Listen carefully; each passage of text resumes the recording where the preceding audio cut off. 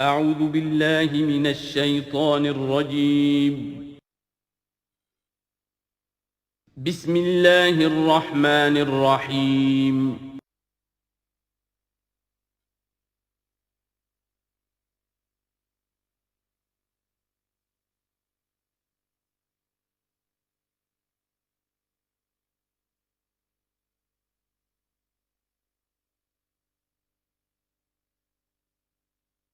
نحمده ونصلي على رسوله الكريم اما بعد فاعوذ بالله من الشيطان الرجيم بسم الله الرحمن الرحيم يا ايها الذين آمنوا اتقوا الله حق تقاته ولا تموتن الا وانتم مسلمون واعتصموا بحبل الله جميعا ولا تفرقوا واذكروا نعمة الله عليكم اذ كنتم اعداء فألف بين قلوبكم فأصبحتم بنعمته إخوانا وكنتم على شفا حفرة من النار فأنقذكم منها كذلك يبين الله لكم آياته لعلكم تهتدون ولتكن منكم أمة يدعون إلى الخير ويأمرون بالمعروف وينهون عن المنكر وأولئك هم المفلحون صدق الله العظيم رب اشرح لي صدری ویسر لي امری واحلل عقدۃ من لسانی یفقہوا قولی۔ سورہ آل عمران کا جو نصف ثانی اب شروع ہو رہا ہے، تو آپ نے یہ مشابہت بھی نوٹ کر لی ہوگی کہ نصف اول میں سورہ بقرہ میں بھی ایک مرتبہ یا ایھا الذین آمنوا سے خطاب تھا، یا ایھا الذین آمنوا لا تقولوا راعنا وقولوا انظرنا واسمعوا۔ اسی طرح سورہ آل عمران کے نصف اول میں بھی ایک آیت وہ اوپر آ چکی ہے کہ یا ایھا الذین آمنوا ان تطیعوا فریقا من الذین اوتوا الکتاب یردوکم بعد ایمانکم کافرین۔ لیکن اصل خطاب جو ہے مسلمانوں سے شروع ہو رہا ہے وہ 11ویں رکوع سے، اور یہاں پر اصل میں ایک سہ نکاتی لائحہ عمل دیا جا رہا ہے امت کو۔ ظاہر بات ہے کہ یہ امت اب ہمیشہ ہمیشہ قائم رہنے والی ہے قیامت تک، اور اس میں زوال بھی آئے گا، اور اللہ تعالیٰ لوگوں باہمت لوگوں کو بھی پیدا کرے گا، اولو العزم لوگوں کو پیدا کرے گا، جیسا کہ ہمیں معلوم ہے مجددین امت اٹھتے رہے ہر صدی کے اندر۔ لیکن جب بھی کوئی کام دین کی تجدید کا ہو، دین کو اثر نو تازہ کرنے کی کوشش ہو، دین کو قائم کرنے کی جد و جہد ہو، تو اس کا ایک لائحہ عمل ہوگا۔ وہ لائحہ عمل ہے جو ان 3 آیات میں جو ابھی میں نے آپ کو پڑھ کر سنائی ہیں نہایت جامعیت کے ساتھ سامنے آیا ہے۔ اور یہ حسن اتفاق ہے کہ یہ 3 آیات ہیں، جیسے سورۃ العصر 3 آیات ہیں، ایسے یہ 3 آیات ہیں نہایت جامع۔ اس میں پہلا نقطہ کیا ہے؟ جب بھی کوئی کام کرنا ہے سب سے پہلے افراد کی شخصیت سازی، کردار سازی۔ یا ایھا الذین آمنوا اتقوا اللہ حق تقاتہ، اہل ایمان اللہ کا تقوی اختیار کرو جتنا کہ اس کے تقوی کا حق ہے۔ وَلَا تَمُوتُنَّ إِلَّا وَأَنْتُمْ مُسْلِمُونَ، اور دیکھنا ہرگز موت نہ آنے پائے مگر فرما برداری کی حالت میں۔ یہ سب سے گاڑھی آیت ہے قرآن مجید میں تقوی کی تلقین کے لیے۔ اللہ کا حق جتنا ہے اتنا تقوی۔ اس پر صحابہ گھبرا گئے کہ یا رسول اللہ، اللہ کا حق کون ادا کر سکتا ہے؟ پھر جب آیت اتری ہے سورہ تغابن کی کہ فاتقوا اللہ ما استطعتم، اپنی امکانی حد تک تقوی اختیار کرو، تب ان کی جان میں جان آئی۔ ساتھ ہی ہے کہ مت مرنا مگر حالت فرما برداری میں۔ کیا معنی ہے؟ کوئی پتہ نہیں کس لمحے موت آ جائے، کوئی لمحہ نافرمانی میں نہ گزرے، مبادا موت کا ہاتھ اسی وقت آ کر تمہیں دبوچ لے۔ اس طرح کی شخصیتیں اگر پہلے نہ بنی ہوں تو کوئی کام نہیں ہو سکتا۔ پہلے کردار سازی افراد کی۔ اب جب یہ کردار سازی ہو، دوسرا مرحلہ کیا ہے؟ وَاعْتَصِمُوا بِحَبْلِ اللَّهِ جَمِيعًا وَلَا تَفَرَّقُوا، ایک اجتماعیت اختیار کرو، اللہ کی رسی کو مضبوطی سے تھام لو، مل جل کر، اور تفرقے میں مت پڑو۔ یہاں چونکہ اس سے پہلے جو رکوع ختم ہوا ہے وَمَن يَعْتَصِم بِاللَّهِ، جو اللہ تعالیٰ سے چمٹ جائے، اللہ کی حفاظت میں آ جائے، فَقَدْ هُدِیَ إِلَىٰ صِرَاطٍ مُسْتَقِيمٍ۔ اور سورہ حج کی آخری آیت میں بھی یہ لفظ آیا ہے فَأَقِیمُوا الصَّلَاةَ وَآتُوا الزَّکَاةَ وَاعْتَصِمُوا بِاللَّهِ۔ اب اللہ کی حفاظت میں کیسے آئے؟ اللہ سے کیسے چمٹے؟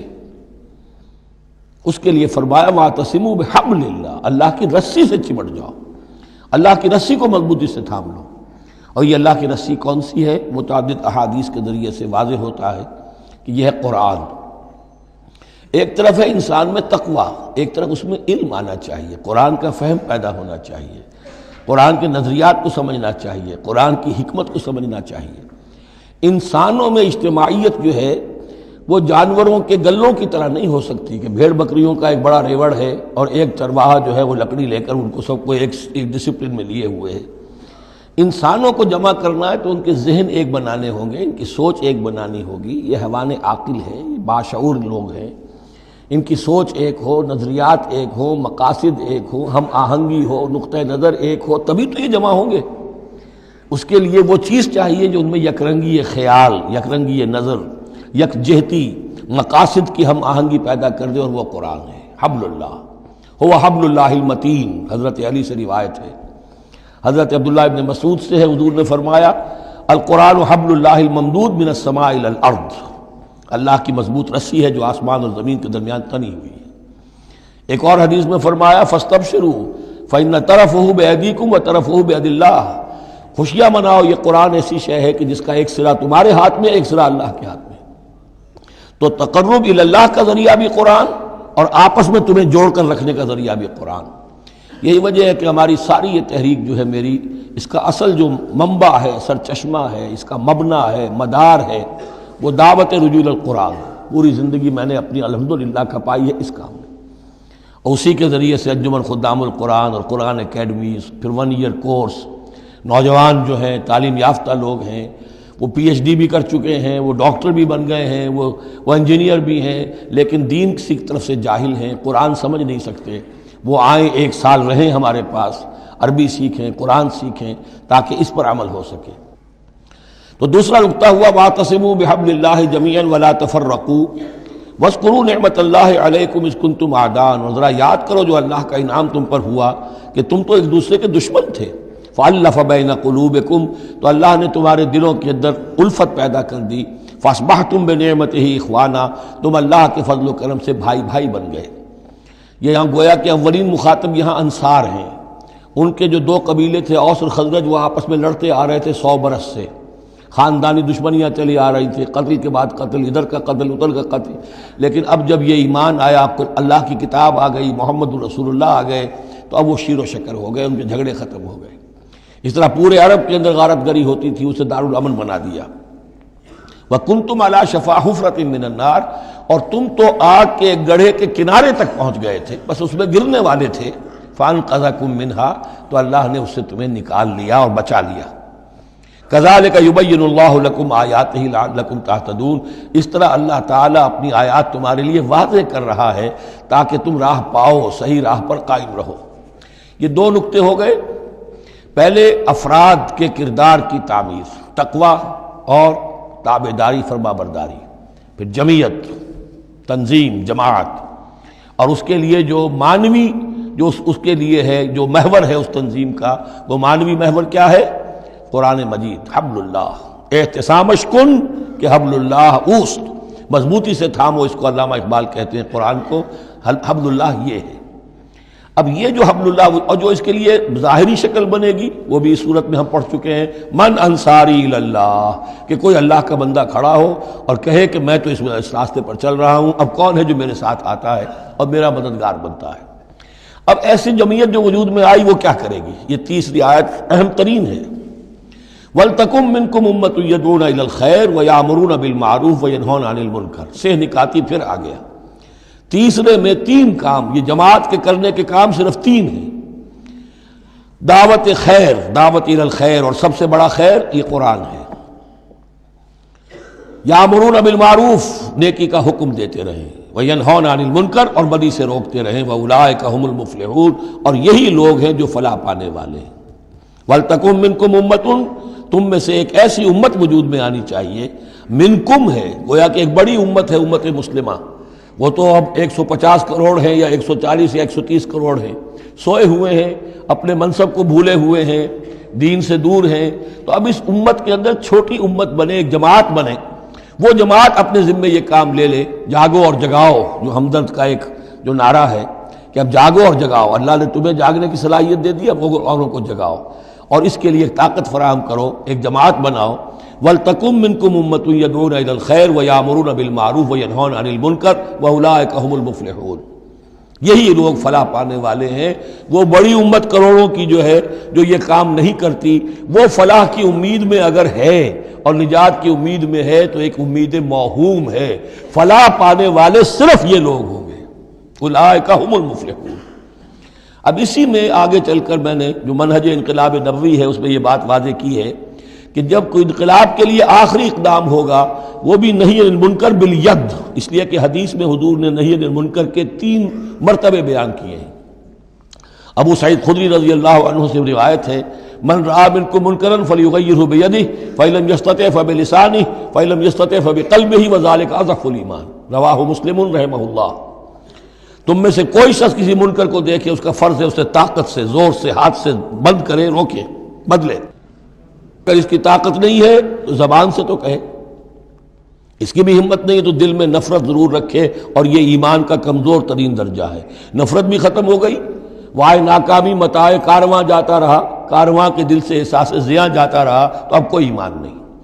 ہاں دل میں نفرت ہے تو اگلا قدم اٹھاؤ، زبان سے کہنا شروع کرو، بھائی یہ چیز غلط ہے، یہ حرام ہے، یا اللہ نے اس کو حرام ٹھہرایا ہے، مت یہ کام کرو۔ لیکن ساتھ ہی اپنی طاقت بناتے جاؤ، ایک جماعت بناؤ، قوت بناؤ۔ جب وہ طاقت ہو جائے اب کہو کہ اب یہ نہیں کرنے دیں گے، پھر وہ ہوگا نہی عن المنکر بالید، طاقت کے ساتھ۔ یہ ہوگا انقلاب کا جو ہے آخری مرحلہ۔ تو یہ 3 آیتوں کے اندر عظیم ہدایت ہے، پورا لایا عمل ہے، اسی میں منہج انقلاب نبوی کا جو آخری اقدامی عمل ہے وہ بھی پوشیدہ ہے۔ وَلَا تَكُونُوا كَالَّذِينَ تَفَرَّقُوا وَاخْتَلَفُوا مِن بَعْدِ مَا جَاءَهُمُ الْبَيِّنَاتُ، اور ان لوگوں کی طرح نہ ہو جانا جو متفرق ہو گئے، فرقوں میں بٹ گئے اور انہوں نے اختلافات پیدا کر لیے اس کے بعد کہ ان کے پاس واضح تعلیمات آ گئی تھیں۔ اولئک لہم عذاب عظیم، ایسے لوگوں کے لیے تو بہت بڑا عذاب ہے۔ یوم تبیض وجوہ وتسود وجوہ، اب یہ آخرت کا ذکر ہے جس دن کے بعض چہرے جو ہیں بڑے روشن اور تابناک ہوں گے اور بعض چہرے جو ہیں وہ سیاہ ہوں گے۔ فاما الذین اسودت وجوہہم، تو جن لوگوں کے اس دن چہرے سیاہ ہوں گے یہ وہ کون ہوں گے؟ اکفرتم بعد ایمانکم، یہ وہی لوگ ہوں گے جو ایمان کے بعد کفر میں لوٹ گئے، ہدایت کے آنے کے بعد تفرقے میں پڑ گئے، زدم زدہ میں پڑ گئے، انہوں نے اس عبد اللہ کو چھوڑ دیا۔ اکفرتم بعد ایمانکم فذوقوا العذاب بما کنتم تکفرون، تو اب ذرا مزہ چکھو اس عذاب کا، اس کفر کی باعث جو تم کرتے رہے تھے۔ واما الذین ابیضت وجوہہم، اور وہ لوگ جن کے چہرے سفید ہوں گے، روشن ہوں گے، تابناک ہوں گے، ففی رحمت اللہ ہم فیہا خالدون، وہ اللہ کی رحمت میں ہوں گے اور اس میں ہمیشہ ہمیش رہیں گے۔ تلک آیات اللہ نتلوہا علیک بالحق، یہ اللہ کی آیات ہیں جو ہم آپ کو پڑھ کر سنا رہے ہیں حق کے ساتھ۔ وما اللہ یرید ظلما للعالمین، اور اللہ تعالیٰ تو جہان والوں کے لیے ظلم کا ارادہ نہیں رکھتا۔ لوگ اپنے اوپر ظلم کرتے ہیں، خود غلط راستے پر پڑتے ہیں اور اس کی پھر ان کو سزا دنیا اور آخرت میں بھگتنی پڑتی ہے۔ وَلِلَّهِ مَا فِي السَّمَاوَاتِ وَمَا فِي الْأَرْضِ، جیسا کہ میں نے عرض کیا اکثر اہم بحثوں کے بعد پھر یہ آیت آتی ہے اس طرح کی کہ گویا کہ یہ ایک کنکلوڈنگ ریمارک، اللہ ہی کے لیے ہے جو کچھ آسمانوں اور زمین میں ہے، وَإِلَى اللَّهِ تُرْجَعُ الْأُمُورُ، اور بالآخر سارے معاملات اللہ ہی کی طرف لوٹا دیے جائیں گے۔ كُنْتُمْ خَيْرَ أُمَّةٍ أُخْرِجَتْ لِلنَّاسِ، تم وہ بہترین امت ہو جسے لوگوں کے لیے برپا کیا گیا ہے، یعنی یہ پوری امت مسلمہ اس لیے بنائی گئی تھی۔ یہ دوسری بات ہے امت مسلمہ بھول جائے، جب بھول جائے تو پھر جو بھی ان میں سے جاگے وہ دوسروں کو جگا کر اس امہ ودن امہ، اس امت کے اندر اندر جماعت، پارٹی ودن پارٹی، امہ ودن امہ بنائیں اور وہ کام کریں جو اوپر ہے۔ لیکن حقیقت میں تو اس امت مسلمہ کا ایز سچ مجموعی طور پر فرض منصبی یہی ہے۔ کنتم خیر امت، دیکھیے یہ اس آیت کو رکھیے اب سورہ بقرہ میں جو آیت تھی، وَكَذَلِكَ جَعَلْنَاكُمْ أُمَّةً وَسَطًا لِتَكُونُوا شُهَدَاءَ عَلَى النَّاسِ وَيَكُونَ الرَّسُولُ عَلَيْكُمْ شَهِيدًا، اسی کے ہم وزن یہ آیت ہے سورہ آل عمران کی، کنتم خیر امت اخرجت للناس، تم بہترین امت ہو جسے لوگوں کے لیے نکالا گیا ہے۔ دنیا کی اور قومیں اپنے لیے زندہ رہتی ہیں، اپنی ترقی، اپنی بہتری، اپنی بہبود، اپنی دنیا میں عزت، اپنے دائرے کو بڑھانا، لیکن مسلمان کو جینا ہے، ہم تو جیتے ہیں کہ دنیا میں تیرا نام رہے، کہیں ممکن ہے کہ ساقی نہ رہے، جام رہے، زیادہ سے زیادہ لوگوں کو ہدایت کی طرف بلانا، لوگوں کو جہنم کی آگ سے بچانے کی کوشش کرنا۔ تمہیں جینا ہے ان کے لیے، وہ جیتے ہیں اپنے لیے۔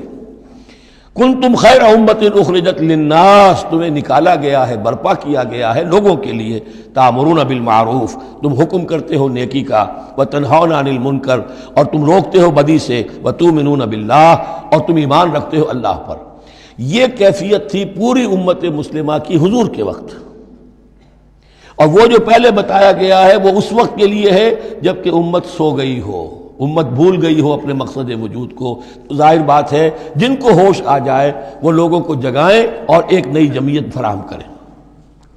وَلَوْ آمَنَ أَهْلُ الْكِتَابِ لَكَانَ خَيْرًا لَهُمْ، اگر یہ اہل کتاب ایمان لے آتے تو یہ ان کے حق میں بہت بہتر تھا۔ مِنْهُمُ الْمُؤْمِنُونَ، ان میں ہے کچھ لوگ جو ایمان والے ہیں، یعنی ان میں سے مراد وہ بھی ہو سکتے ہیں جو اس وقت تک یہودیوں میں سے یا نصرانیوں میں سے ایمان لا چکے تھے، اور یہ بھی ہو سکتا ہے جن کے اندر پوٹینشلی ایمان تھا اور کچھ عرصے کے بعد کہا جا رہا کہ وہ ایمان لے آئیں گے۔ وَأَكْثَرُهُمُ الْفَاسِقُونَ، لیکن ان کی اکثریت جو ہے اب وہ فاسقوں اور نافرمانوں پر مشتمل ہے۔ وہی معاملہ جو امت مسلمہ کا آج ہو چکا، اکثریت کا حال کیا ہے وہ دیکھ لیجیے آپ۔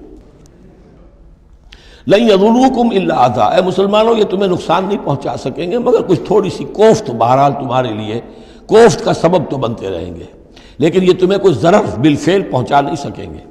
وَإِن يُقَاتِلُوكُمْ يُوَلُّوكُمُ الْأَدْبَارَ، اور اگر یہ کہیں تم سے جنگ کریں گے تو پیٹھ دکھا دیں گے، ان میں جرت نہیں ہے، ان بزدل ہیں، یہ تمہارا مقابلہ نہیں کر سکیں گے۔ ثُمَّ لَا يُنصَرُونَ، پھر ان کی مدد نہیں کی جائے گی۔ ضُرِبَتْ عَلَيْهِمُ الذِّلَّةُ، اب وہ آیت آ گئی سورہ بقرہ کے وہ جو 7ویں رکوع کے آخر میں آئی تھی، بس تھوڑا سا ترتیب کا فرق ہے۔ ضُرِبَتْ عَلَيْهِمُ الذِّلَّةُ أَيْنَمَا ثُقِفُوا، ان کے اوپر ذلت تھوپ دی گئی ہے، مسلط کر دی گئی ہے جہاں بھی پائے جائیں، الا بحبل من اللہ وحبل من الناس، سوائے یہ کہ اللہ کا کوئی سہارا انہیں ہو، کسی وقت اللہ انہیں سہارا دے دے، یا ان کا سہارا بن جائیں لوگ، جیسے آج پوری عیسائی دنیا ان کا سہارا بنی ہوئی ہے۔ اسرائیل قائم ہے تو اپنے بل پر نہیں، پوری عیسائی دنیا کی سپورٹ پر قائم ہے۔ ابھی جو یہ جنگ ہوئی تھی خلیج کی جنگ، تو جو اس کا کمانڈر ان چیف تھا، اس کا وہ نام میرے ذہن سے اس وقت اتر رہا ہے، اس نے صاف کہہ دیا تھا، اس لیے کہ فوجی لوگوں کی زبان سے نکل جاتا ہے، جن کے منہ سے نکل جاتی ہے، جن کے منہ سے سچی بات مستی میں، فقیہ مصلحت بھی سے وہ رندے بادہ خار اچھا، انہوں نے صاف کہہ دیا تھا یہ پوری جنگ ہم نے اسرائیل کے تحفظ کے لیے لڑی ہے۔ کس قدر خون ریزی ہوئی ہے، صرف اسرائیل کا تحفظ پیش نظر تھا، تو یہ ساری سپورٹ ان کی ہے۔ ضربت علیہم الذلۃ اینما ثقفوا الا بحبل من اللہ وحبل من الناس وباؤوا بغضب من اللہ، اور یہ اللہ تعالیٰ کا غضب جو ہے اور غصہ انہوں نے حاصل کر لیا ہے۔ وضربت علیہم المسکنہ، اور ان کے اوپر کم ہمتی مسلط کر دی گئی ہے۔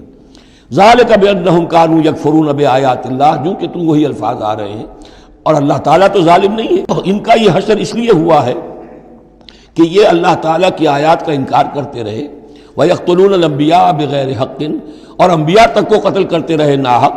ذَلِكَ بِمَا عَصَوْا وَكَانُوا يَعْتَدُونَ، اور یہ ہوا اس لیے کہ انہوں نے نافرمانی کی روش اختیار کی اور حدود سے تجاوز کیا۔ لیسوا سواء، پھر وہی بات جو میں عرض کر چکا ہوں، یہ سب کے سب برابر نہیں ہیں، ان میں سے اچھے بھی ہیں برے بھی ہیں۔ من اہل الکتاب امۃ قائمۃ یتلون آیات اللہ آناء اللیل وہم یسجدون، اہل کتاب میں ایسے لوگ بھی ہیں جو کھڑے رہنے والے لوگ ہیں، سیدھے راستے پر ہیں، اللہ کی آیات پڑھتے رہتے ہیں رات کے اوقات میں اور سجدہ بھی کرتے ہیں۔ خاص طور پر چونکہ یہاں اہل کتاب کا لفظ آ رہا ہے، جو عیسائی راہب تھے حضور کے زمانے میں، ان پہ کثیر تعداد جو ہے وہ اس کردار کی حامل تھی۔ انہی میں سے ایک بحیرہ راہب تھا جس نے بچپن میں حضور کو پہچان لیا تھا، تو ان میں ایسے لوگ موجود تھے۔ یقیناً کوئی چھپے ہوئے ہوں گے یہود میں بھی، لیکن اکثر و بیشتر یہود میں سے یہ کردار ختم ہو چکا تھا، بہت ہی چند لوگ، لیکن عیسائیوں میں بکثرت موجود تھے۔ لیسوا سواء من اہل الکتاب امۃ قائمۃ یتلون آیات اللہ آناء اللیل وہم یسجدون یؤمنون باللہ والیوم الآخر، وہ ایمان رکھتے ہیں اللہ پر اور یوم آخر پر۔ وَيَأْمُرُونَ بِالْمَعْرُوفِ وَيَنْهَوْنَ عَنِ الْمُنْكَرِ، نیکی کا حکم دیتے ہیں، بدی سے روکتے ہیں۔ وَيُسَارِعُونَ فِي الْخَيْرَاتِ، اور نیکیوں میں ایک دوسرے سے آگے نکلنے کی کوشش کرتے ہیں۔ وَأُولَٰئِكَ مِنَ الصَّالِحِينَ، اور یقیناً یہ صالحین میں سے ہیں۔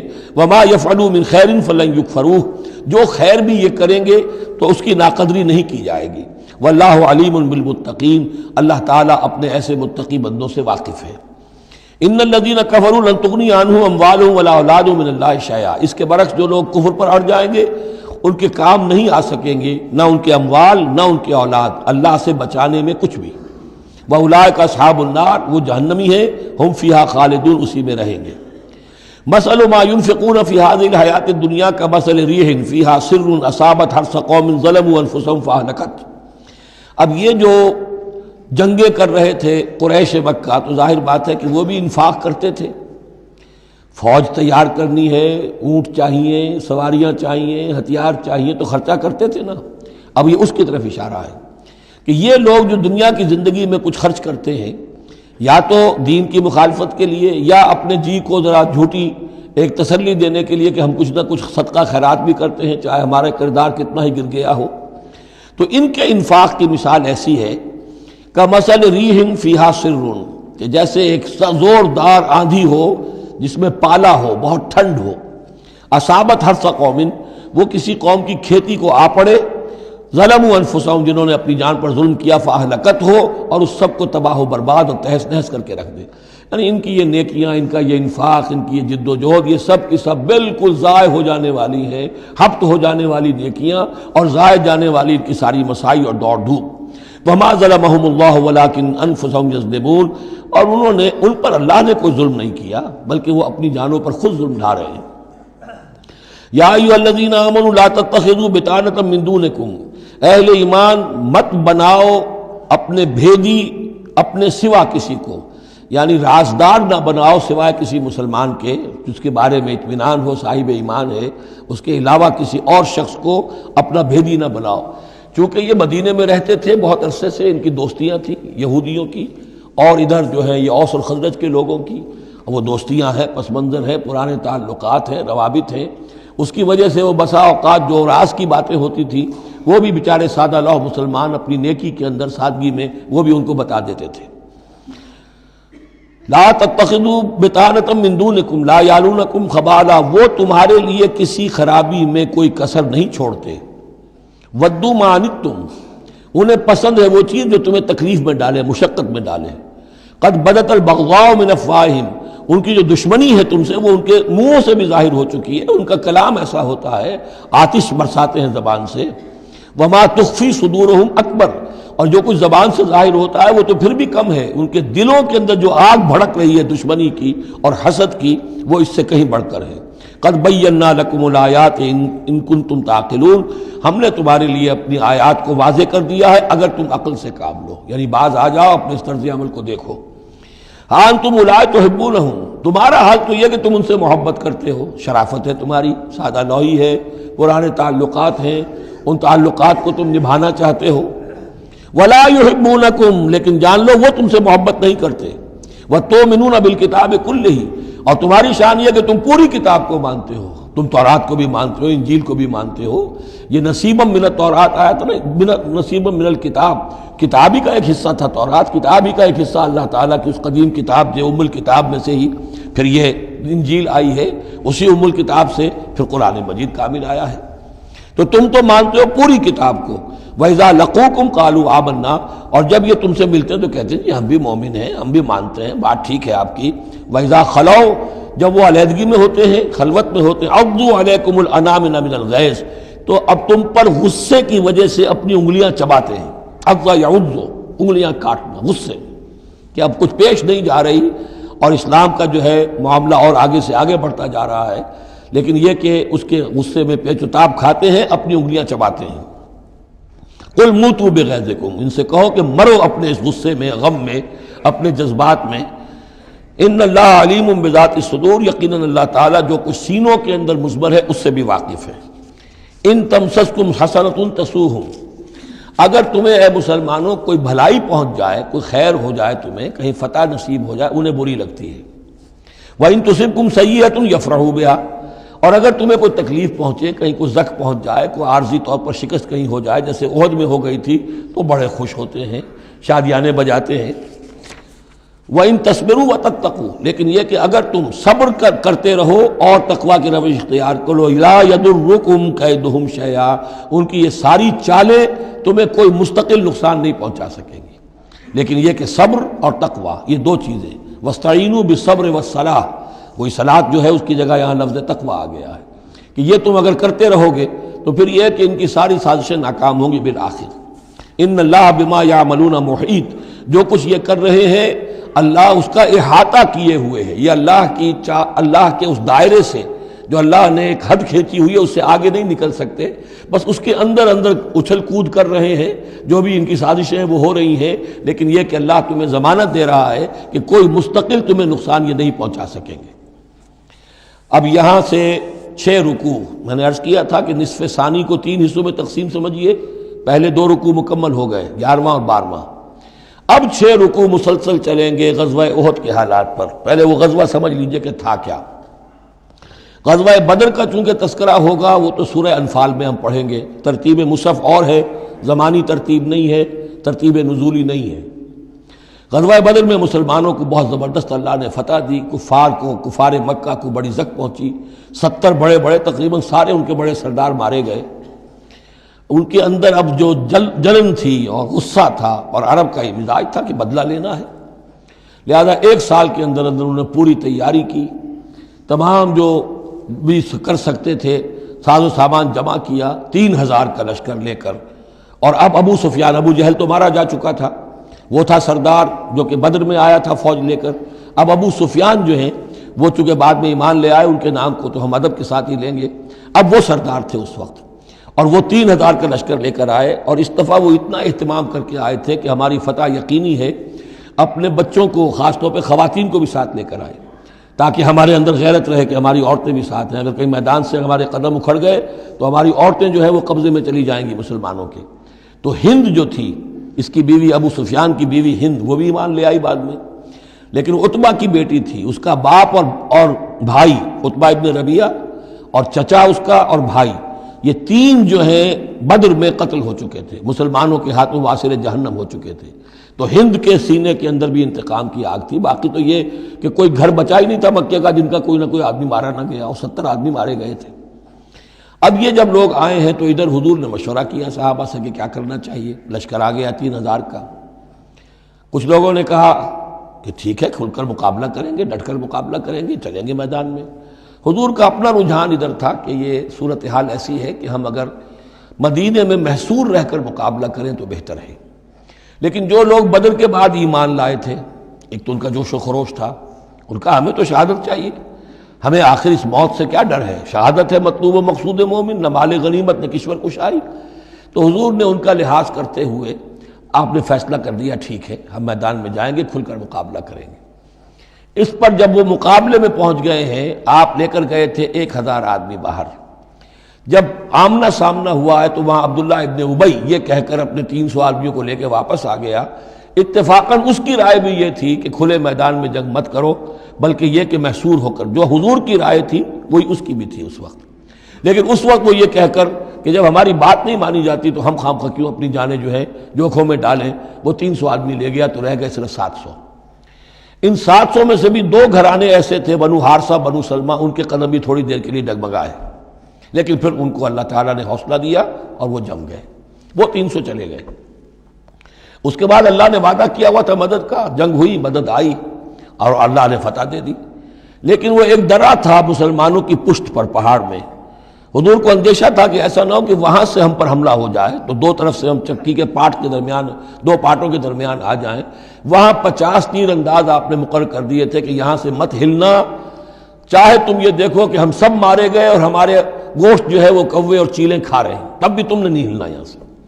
لیکن جب مسلمانوں کو فتح ہو گئی وہاں اختلاف ہو گیا کہ حضور نے جو فرمایا تھا وہ شکست کے سلسلے میں تھا. اب تو فتح ہو گئی ہے، چلو اب چل کے مال غنیمت جمع کرنے میں باقی تم لوگوں کا ساتھ دو. جو وہاں کے لوکل کمانڈر تھے وہ منع کرتے رہے کہ ہرگز مت ہلو، حضور کا حکم یاد رکھو. وہ تعویل کر چکے تھے حضرت حضور کے حکم کی. 35 چلے گئے، 15 رہ گئے.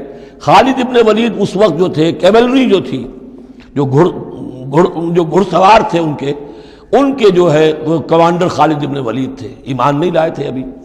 ان کی عقابی نگاہ نے دیکھ لیا کہ وہ درہ خالی ہے، تو ادھر تو شکست ہو رہی ہے.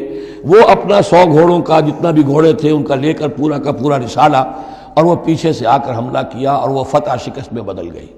70 صحابہ شہید ہو گئے، حضور بھی زخمی ہو گئے، دندان مبارک شہید ہوئے. خون اتنا گیا کہ یہ بھی مشہور ہو گیا کیونکہ بے ہوشی طاری ہو گئی تھی کہ حضور کا انتقال ہو گیا ہے. لیکن پھر یہ ہے کہ ہمت کر کے لوگوں جمع ہوئے، حضور نے لوگوں کو پکارا، پھر آپ نے یہ فیصلہ کیا کہ پہاڑ پر چڑھ کر اور وہاں پر اس وقت بچاؤ کر لیا جائے، تو تمام مسلمان پہاڑ پر چڑھ گئے۔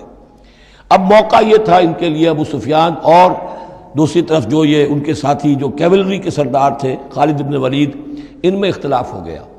خالد بن ولید کا کہنا یہ تھا کہ ان کا پیچھا کرو اور ختم کر کے ہی چلو، یہاں سے پہاڑ پر چڑھو۔ ابو سفیان نے کہا نہیں، یہ بہت خطرے کی بات ہے، وہ اونچائی پر ہیں، اوپر سے پتھر پھینکیں گے اور ہمارے گھوڑوں کا بھی نقصان ہوگا، ہمارا بھی ہوگا، اب ہم نے بدر کا بدلہ لے لیا ہے، اب ہم چلتے ہیں۔ وہ وہاں سے چلے گئے۔ بہرحال یہ ہے پورا سلسلہ کہ جس کے اب واقعات اس میں آئیں گے، تو ایک سکیچ میں نے آپ کے سامنے رکھ دیا ہے۔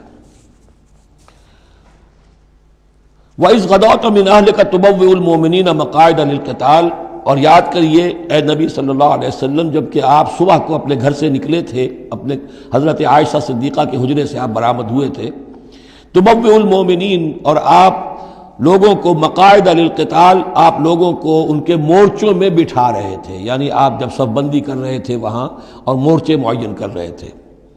واللہ سمیع علیم، اللہ سب کچھ سننے والا اور جاننے والا ہے۔ اذ ہمت طائفتان منکم ان تفشلا، جبکہ دو گروہ تم میں سے ایسے تھے اے مسلمانوں کہ وہ کچھ کمزوری انہوں نے دکھائی، نامردی کا مظاہرہ کیا، ان کے پاؤں لڑکھڑائے۔ واللہ ولیہما، حالانکہ اللہ تعالیٰ ان کا پشت پناہ تھا۔ وعلی اللہ فلیتوکل المؤمنون، اور اللہ تعالیٰ پر ہی توکل کرنا چاہیے اہل ایمان کو۔ جیسا کہ میں نے عرض کیا، یہ بنو حارثہ بنو سلمہ انصار کے دو گھرانے تھے، عارضی سی ان کے اندر کمزوری آئی، بر بنائے تب بشری، لیکن پھر وہ جم گئے۔ لیکن ان کی جو ہے ذکر قرآن میں کر دیا گیا، اور وہ اس پر فخر کرتے تھے کہ ہم وہ لوگ ہیں کہ جن کا ذکر اللہ نے قرآن میں کیا ہے، واللہ ولیہما، کیونکہ پھر وہ عارضی سی جو ان پر آئی تھی کمزوری، وہ رفع ہو گئی۔ اور آپ غور کریں گے کہ وہ جو بدبخت تھے 300 جو چلے گئے عین میدان جنگ سے، ان کا ذکر بھی اللہ نہیں کر رہا یہاں پر، گویا کہ وہ اس لائق بھی نہیں ہے کہ ان کا ذکر کیا جائے۔ انڈائریکٹلی اس کا ذکر آخر میں آئے گا، ورنہ شروع میں نہیں۔ وَلَقَدْ نَصَرَكُمُ اللَّهُ بِبَدْرٍ وَأَنْتُمْ أَذِلَّةٌ، اور مسلمانوں یاد کرو اللہ نے تمہاری مدد کی تھی بدر میں جبکہ تم بہت کمزور تھے۔ کل 8 تلواریں، 313 کے سوا سب کے پاس تلواریں نہیں تھیں، 8 تلواریں کل۔ 200 کا 100 گھوڑے کا رسالہ لے کر آئے تھے بدر میں بھی، ادھر 2 گھوڑے تھے صرف، ادھر 700 اونٹ تھے، ادھر 70 اونٹ تھے۔ یہ کوئی 313 کے مقابلے میں 1000، اللہ نے تمہاری مدد کی تھی۔ وَلَقَدْ نَصَرَكُمُ اللَّهُ بِبَدْرٍ وَأَنْتُمْ أَذِلَّةٌ، تم بہت کمزور تھے اس وقت۔ فَاتَّقُوا اللَّهَ لَعَلَّكُمْ تَشْكُرُونَ، تو اللہ کا تقوی اختیار کرو تاکہ تم اللہ کا صحیح معنی میں شکر ادا کر سکو۔ اِذْ تَقُولُ لِلْمُؤْمِنِينَ، اے نبی جبکہ آپ کہہ رہے تھے اہل ایمان سے، أَلَنْ يَكْفِيَكُمْ، کیا تمہارے لیے یہ کافی نہیں ہے، أَنْ يُمِدَّكُمْ رَبُّكُمْ بِثَلَاثَةِ آلَافٍ مِنَ الْمَلَائِكَةِ مُنزَلِينَ، کہ اللہ تعالیٰ تمہاری مدد کرے 3000 فرشتوں سے کہ جو آئیں اترنے والے ہیں آسمان سے، یعنی 3000 کا لشکر آیا ہے۔ تو اے مسلمانوں میں تمہیں خوشخبری دیتا ہوں، اللہ تعالیٰ 3000 فرشتے تمہاری مدد کو بھیجے گا۔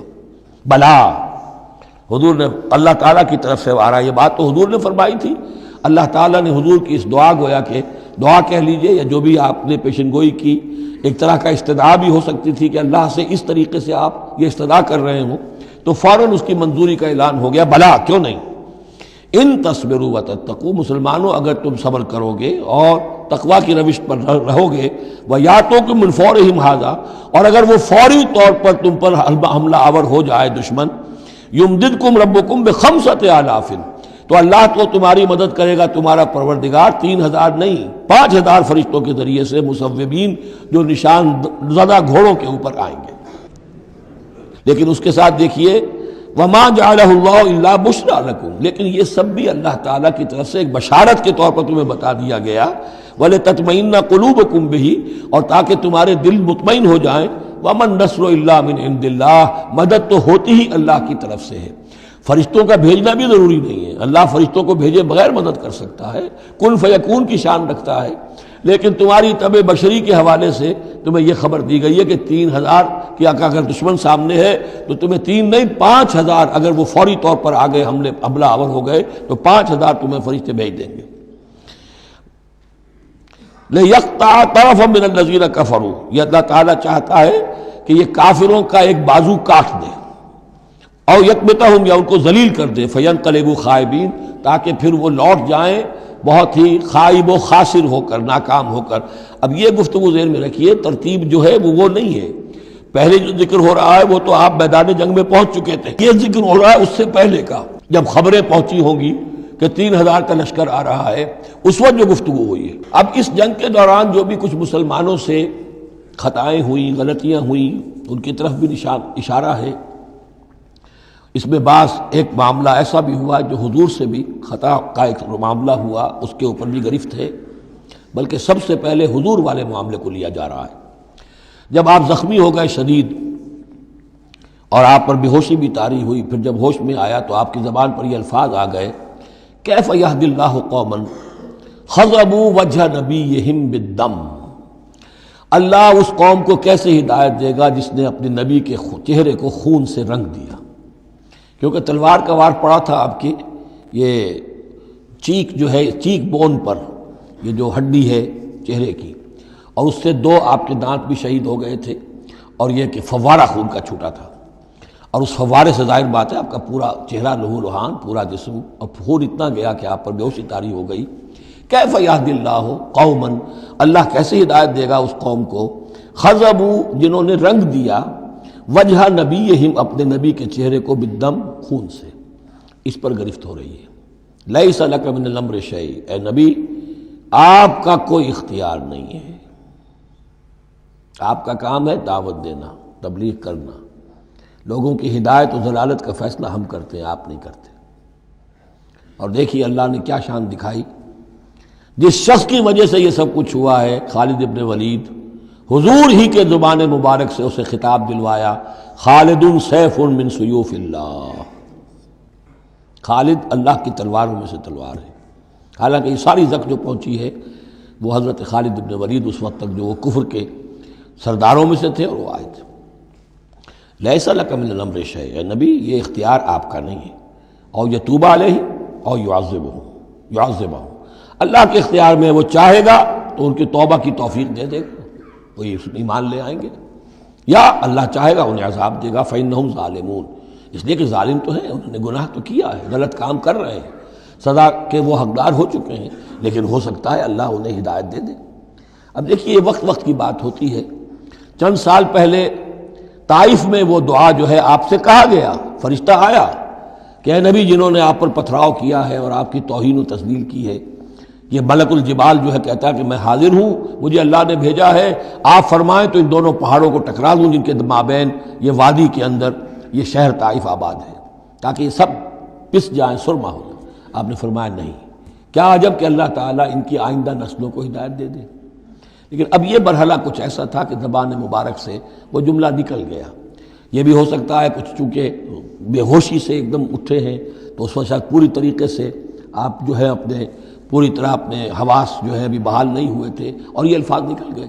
لیکن اللہ تعالیٰ کا معاملہ یہ، الرب رب وإن تنزل والعبد عبد وإن ترقى، بندہ بندہ ہی رہتا ہے چاہے کتنا ہی بلند ہو جائے، اور رب رب ہی ہے چاہے کتنا ہی نزول فرما لے۔ اب تو وہ وقت ہے نا، رات کا پچھلا پہر شروع ہو رہا ہے نا، اللہ تعالیٰ سمائے دنیا تک نازل ہوں گے، اور شب معراج میں حضور 7ویں آسمان پر چلے گئے۔ اللہ اس پہلے آسمان پر آ کر بھی رب ہے، اور حضور اس 7ویں آسمان پر پہنچ کر بھی بندے ہیں۔ الرب رب وإن تنزل والعبد عبد وإن ترقى وللہ ما فی السماوات وما فی الارض، اللہ ہی کے لیے ہے جو کچھ کہ ہے آسمانوں اور زمین میں۔ یغفر لمن یشاء ویعذب من یشاء، وہ جس کو چاہتا ہے بخش دیتا ہے، جس کو چاہتا ہے عذاب دیتا ہے۔ واللہ غفور الرحیم، اللہ غفور الرحیم ہے۔ یا ایھا الذین آمنوا لا تاکلوا الربا اضعافا مضاعفہ، اہل ایمان سود مت کھاؤ دوگنے پر دگنا۔ یہ جو کمپاؤنڈ انٹرسٹ ہے، بڑھتا چڑھتا رہتا ہے، یہ اصل میں پہلی آیت جو ہے سود کی حرمت میں وہ یہ ہے۔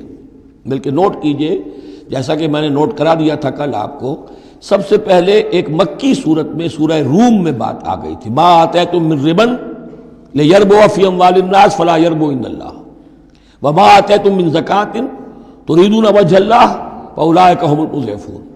تو انفاق فی سبیل اللہ اور سود کو ایک دوسرے کے مقابل رکھ کر جو بھی اس سود کے اندر جو قباحت اور شناعت تھی وہ واضح کر دی، جیسے کہ شراب اور جوئے کی جو خرابی تھی اس کو سورۃ البقرہ میں بیان کر دیا تھا۔ اب یہاں وہ دوسرا آ گیا معاملہ کہ یہ کم سے کم سود کی شرح جو بہت زیادہ، جسے یوجری کہتے ہیں آج کل، یہ سود کے جو ذاتی مسائل کے لیے لیتے ہیں، ہمارے ہاں بھی ایسے سود خور موجود ہیں، بہت ہائی ریٹ آف انٹرسٹ پر وہ دیتے ہیں لوگوں کو قرض اور ان کا خون چوس جاتے ہیں۔ تو پہلے اس سود کی مذمت آئی ہے، آخری حکم ہے پھر اس سود کا جو بیع کے اندر سود ہے، وہ ہے وہ حکم کہ جو سن 9 میں نازل ہوا، لیکن ترتیب مصحف میں وہ سورہ بقرہ میں ہے، وہ پورا رکوع ہم پڑھ چکے ہیں، اور اس رکوع کی آخری آیت وہ ہے جو قرآن مجید کی آخری آیت ہے ترتیب نزولی میں، وَاتَّقُوا يَوْمًا تُرْجَعُونَ فِيهِ إِلَى اللَّهِ۔ یہ کیوں یہاں پر آیت آئی ہے؟ اس لیے کہ محسوس ایسا ہوتا ہے کہ وہ جو 35 تیر انداز وہاں سے چھوڑ کر چلے گئے تھے، تو کوئی ان کے تحت الشعور میں مال غنیمت کی کوئی طلب تھی جو نہیں ہونی چاہیے تھی۔ اس حوالے سے کہ سود خوری جو بھی ہے یہ انسان کے اندر مال سے محبت ایسی پیدا کر دیتی ہے جس کی وجہ سے اس کے کردار کے اندر بڑے بڑے خلا پیدا ہو سکتے ہیں۔ لہذا یہاں اسی کے حوالے سے یا ایھا الذین آمنوا لا تاکلوا الربا اضعافا مضاعفۃ واتقوا اللہ لعلکم تفلحون، اور اللہ کا تقوی اختیار کرو تاکہ تم فلاح پاؤ۔ واتقوا النار التی اعدت للکافرین، اس آگ سے بچو، ڈرو اس آگ سے جو کافروں کے لیے تیار کی گئی ہے، بھڑکائی گئی ہے۔ وَأَطِیعُوا اللَّهَ وَالرَّسُولَ لَعَلَّکُمْ تُرْحَمُونَ، اور اللہ اور اس کے رسول کی اطاعت کرتے رہو تاکہ تم پر رحم کیا جائے۔ وَسَارِعُوا إِلَىٰ مَغْفِرَةٍ مِّن رَّبِّكُمْ، اور دوڑو اپنے رب کی مغفرت کے حصول کے لیے۔ وَجَنَّةٍ عَرْضُهَا السَّمَاوَاتُ وَالْأَرْضُ، اور اس جنت کو حاصل کرنے کے لیے جس کا پھیلاؤ آسمانوں اور زمین جتنا ہے۔ اعدت للمتقین، وہ تیار کی گئی ہے، سنواری گئی ہے، اس کا سنگھار کیا گیا ہے اہل تقوی کے لیے۔ الذین ينفقون فی السراء والضراء، وہ لوگ جو خرچ کرتے ہیں سود کے مقابلے میں انفاق، یہ تقابل پھر دیکھ لیجئے، جو خرچ کرتے ہیں سرائے خوشی میں بھی، والضراء خود تنگ دست ہے تب بھی کرتے ہیں چاہے تکلیف میں ہیں، والکاظمین الغیظ، اور وہ لوگ جو اپنے غصے کو پی جانے والے ہیں، والعافین عن الناس، اور وہ لوگ جو لوگوں کی خطاؤں سے درگزر کرتے ہیں انہیں معاف کر دیتے ہیں۔ واللہ یحب المحسنین، اللہ تعالیٰ ایسے محسنین کو پسند کرتا ہے، یہ درجہ احسان ہے، اسلام، ایمان، پھر احسان۔ والذین اذا فعلوا فاحشۃ او ظلموا انفسهم، اور اگر ان میں سے کبھی کسی سے کوئی غلطی ہو جاتی ہے کہ اگر وہ کر بیٹھیں کوئی کھلا گناہ، کوئی بے حیائی کا ارتکاب، یا اپنے اوپر کوئی اور ظلم کر بیٹھیں، ذکر اللہ، فوراً انہیں اللہ یاد آ جاتا ہے، فاستغفروا لذنوبہم، تو وہ اللہ تعالیٰ سے استغفار کرتے ہیں۔ یہ مضمون سورہ نساء میں آئے گا کہ اللہ تعالیٰ نے اپنے اوپر واجب ٹھہرایا ہے کہ جو شخص مسلمان صاحب ایمان کو خطا اس سے ہو جائے اور وہ فوراً توبہ کر لے، تو اللہ تعالیٰ جو ہے اس نے اپنے اوپر واجب ٹھہرا لیا ہے کہ اس کی دعا کو ضرور قبول کرے گا۔ وَمَن يَغْفِرُ الذُّنُوبَ إِلَّا اللَّهُ، اور کون ہے جو معاف کر سکے گناہوں کو سوائے اللہ کے۔ وَلَمْ يُصِرُّوا عَلَىٰ مَا فَعَلُوا، اور وہ اپنے اس غلط فعل پر اصرار نہیں کرتے، یعنی یہ کہ کرتے چلے جا رہے کرتے چلے جا رہے کرتے چلے جا، موت آ گئی تو اب توبہ کریں گے، تب توبہ نہیں ہے۔ ایک خطا ہو گئی، جذبات میں ہو گئی، بھول میں ہو گئی، فوراً ہوش آیا، فوراً جو ہے گڑ گڑائے، فوراً توبہ کی، عزم مصمم کیا اللہ دوبارہ نہیں کروں گا، پوری پشیمانی کے ساتھ اللہ کی جناب میں اپنے پورے صمیم قلب کے ساتھ توبہ کی، اللہ اس توبہ کی قبول کرنے کی ضمانت دیتا ہے۔ اولئک جزاؤہم مغفرۃ من ربہم، یہ وہ لوگ ہیں کہ جن کا بدلہ ہے ان کے رب کی طرف سے مغفرت، وجنات تجری من تحتہا الانہار خالدین فیہا، اور وہ باغات کہ جن کے نیچے یا جن کے دامن میں ندیاں بہتی ہوں گی اور وہ اس میں ہمیشہ ہمیش رہیں گے۔ ونعم اجر العاملین، اور بہت ہی اچھا بدلہ ہے عمل کرنے والوں کے لیے۔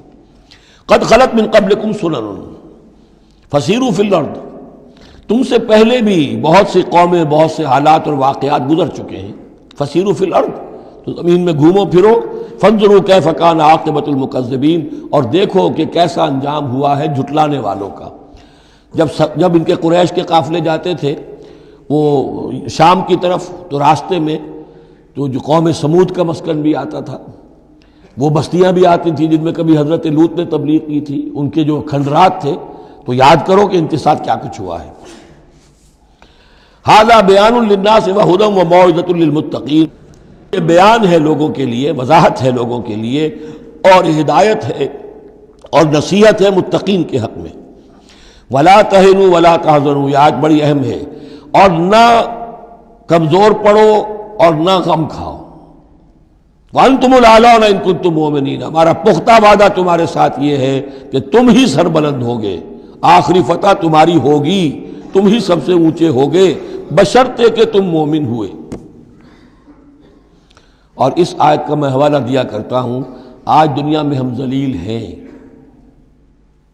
اعلیٰ تو نہیں ہے، بلند تو نہیں ہے، نتیجہ کیا نکلتا ہے؟ ایمان نہیں ہے ہمارے اندر، ایک عقیدہ ہے، موروثی عقیدہ ہے، ایمان، یقین والا ایمان، burning faith, living faith, conviction, وہ کہاں ہے؟ یا پھر قرآن اللہ کا کہنا جھوٹ ہے، انتم الاعلون ان کنتم مؤمنین۔ ہو نہیں سکتا کہ امت کے اندر ایمان موجود ہو اور پھر وہ دنیا میں ذلیل و خوار ہو۔ ان یمسسکم قرح فقد مس القوم قرح مثلہ، اب ظاہر بات ہے کہ اتنی بڑی جو ایک چوٹ پہنچی تھی، 70 صحابہ شہید ہو گئے، اس میں حضرت حمزہ بھی ہیں، مصعب بن عمیر بھی ہیں، انصار کا کوئی گھرانہ نہیں تھا۔ واپس جب آئے ہیں حضور صلی اللہ علیہ وسلم اور مسلمان، تو ہر گھر میں کوہرام مچا ہوا، اس وقت تک میت پر بین کرنے کی بھی ممانعت نہیں ہوئی تھی، تو عورتیں جو ہیں وہ مرثیے کہہ رہی تھیں، بین کر رہی تھیں، ماتم کر رہی تھیں۔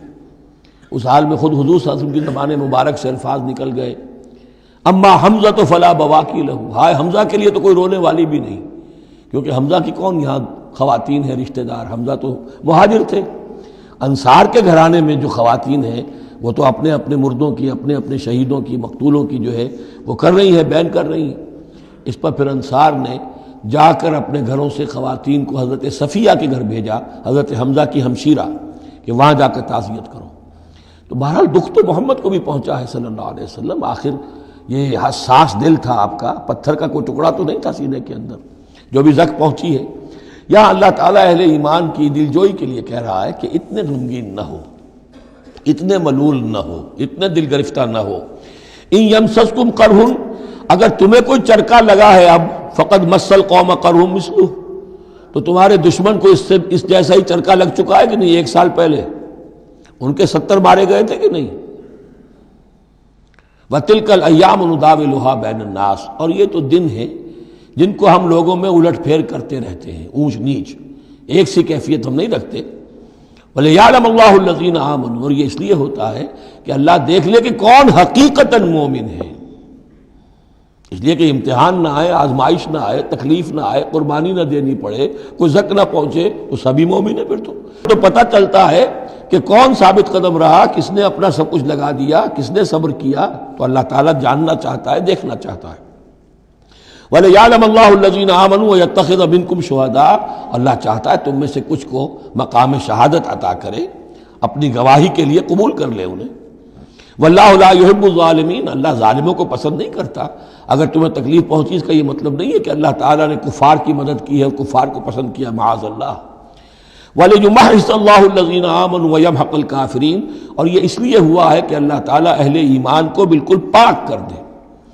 یعنی تمہارے ہاں اب خاص طور پر جو انصار مدینہ ہیں، جو ابھی ایمان لائے ہیں، ان میں کچھ کچے بھی ہیں، پکے بھی ہیں۔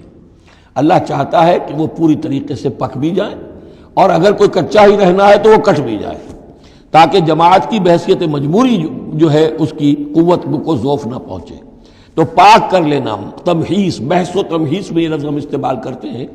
بحث کہتے ہیں کھریدنے کو، جیسے جانور جو ہے، کوا جو ہے زمین کو کھریدے گا، پھر جو اسے نظر آئے گا کوئی دانہ ہے یا کوئی کنکر ہے تو علیحدہ کرے گا، اور دانے کو کھائے گا، کنکر کو چھوڑ دے گا۔ تو بحث ہے کھریدنا، اور تمحیص ہے جدا کر دینا۔ جو اس کے لیے ایٹیبل ہے، جس کو کھانے کا اس کے لیے ہے صحیح، اس کو لے لے گا۔ تو اللہ تعالیٰ بھی تمہارے اندر جو گڑمٹ ہو گئے ہیں، کچھ مومن صادق بھی ہیں، کچھ منافق بھی ہیں، کچھ پختہ ایمان والے بھی ہیں، کچھ کمزور ایمان والے بھی ہیں، تو یہ تمحیص کی ہے اللہ نے، دکھا دیا یہ 300 اور یہ عبداللہ ابن ابی یہ منافق ہیں۔ تمہیں نظر آ گیا نہیں؟ ورنہ کیسے نظر میں آتا؟ وَلِيُمَحِّصَ اللَّهُ الَّذِينَ آمَنُوا، تاکہ اللہ تعالیٰ اہل ایمان کو بالکل خالص کر دے، وَيَمْحَقَ الْكَافِرِينَ، اور کافروں کو مٹا دے۔ ام حسبتم ان تدخلوا الجنہ، اب یہ آیت تقریباً وہی ہے وہ جو اس سے پہلے ہم پڑھ چکے ہیں، نوٹ کر لیجئے۔ وہاں وہ آیت نمبر 142 تھی، 214، اور یہاں 142 ہے۔ ڈیجٹس وہی ہیں، آگے پیچھے ان کی ترتیب بدلی ہوئی ہے، اور جمع کریں گے تو 7 کا حصہ بنے گا۔ آیت نمبر 214 تھی، ام حسبتم ان تدخلوا الجنہ ولما یاتکم مثل الذین خلوا من قبلکم مستهم الباساء والضراء وزلزلوا حتى يقول الرسول والذین آمنوا معه متى نصر اللہ الا ان نصر اللہ قریب۔ وہی ہے آیت اب یہ، ام حسبتم ان تدخلوا الجنہ، کیا تم نے سمجھا تھا کہ جنت میں داخل ہو جاؤ گے؟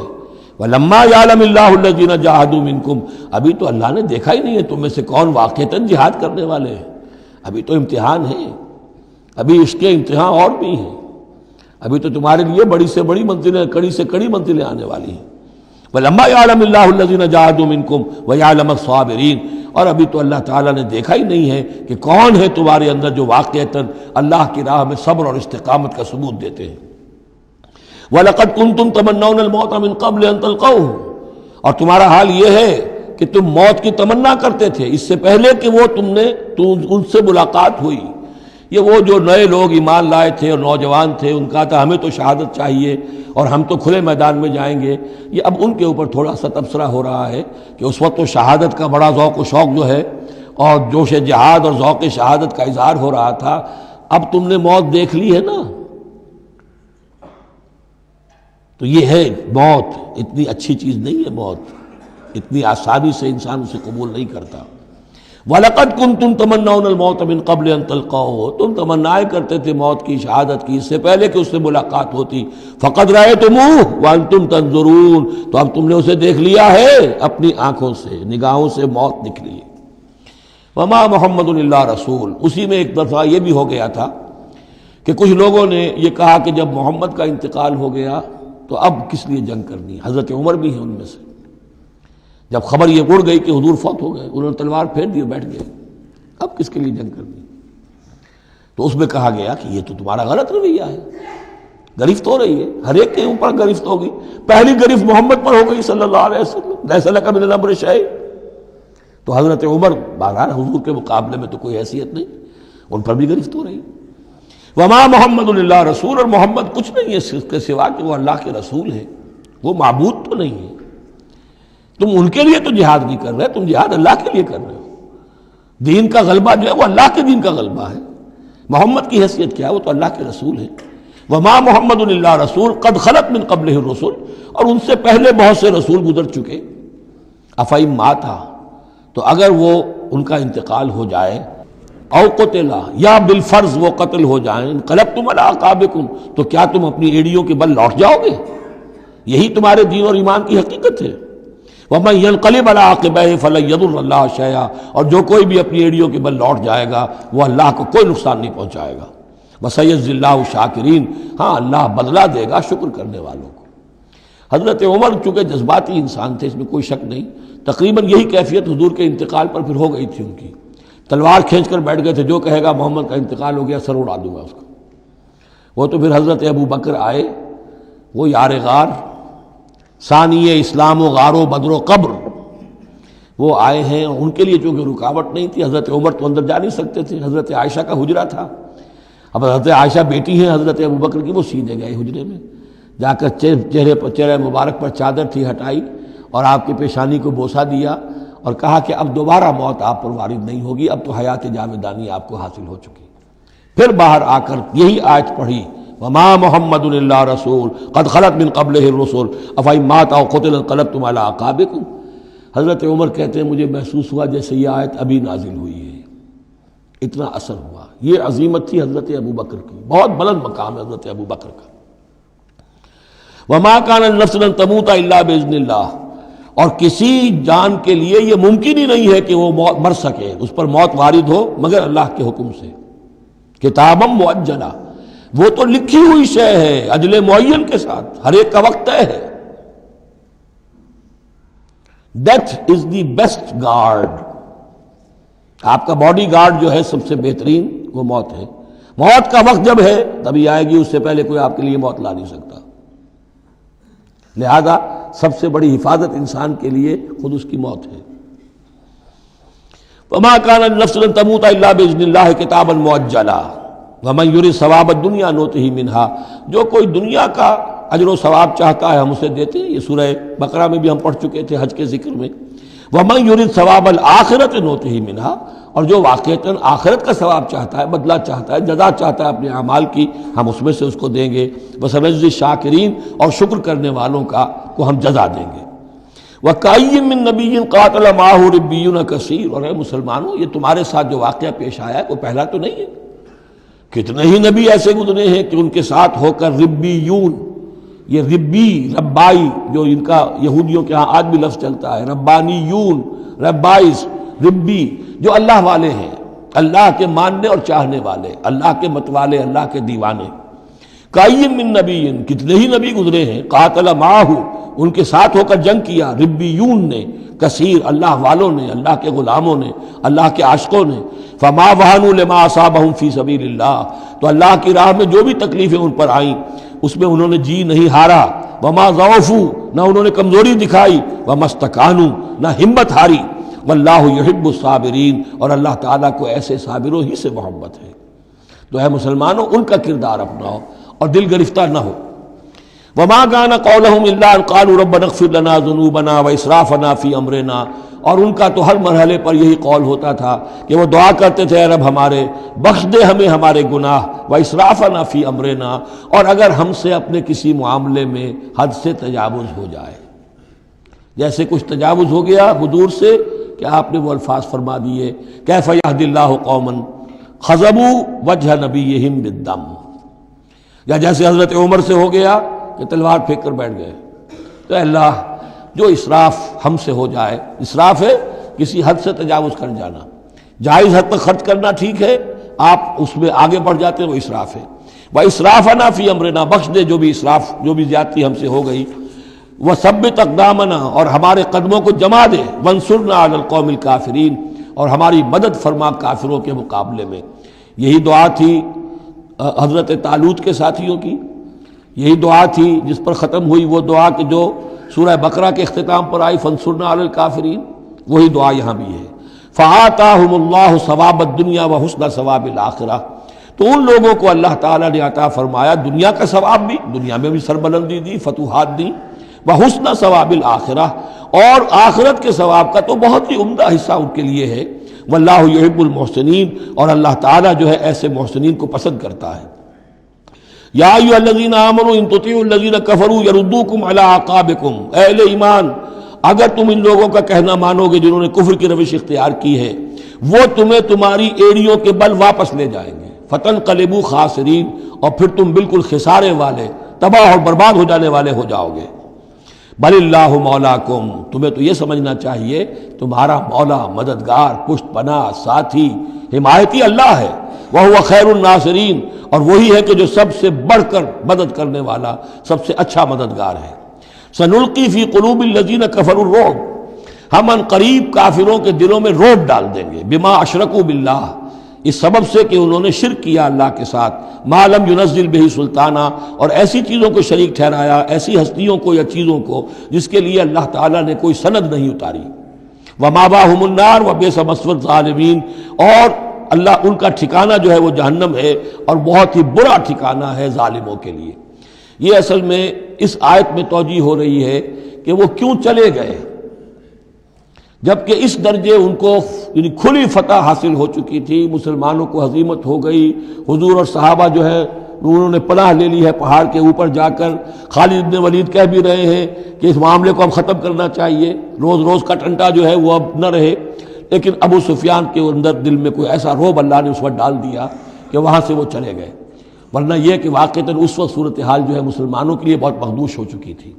بارک اللہ لی و لکم فی القرآن العظیم ونفعنی و ایاکم بالآیات والذکر الحکیم.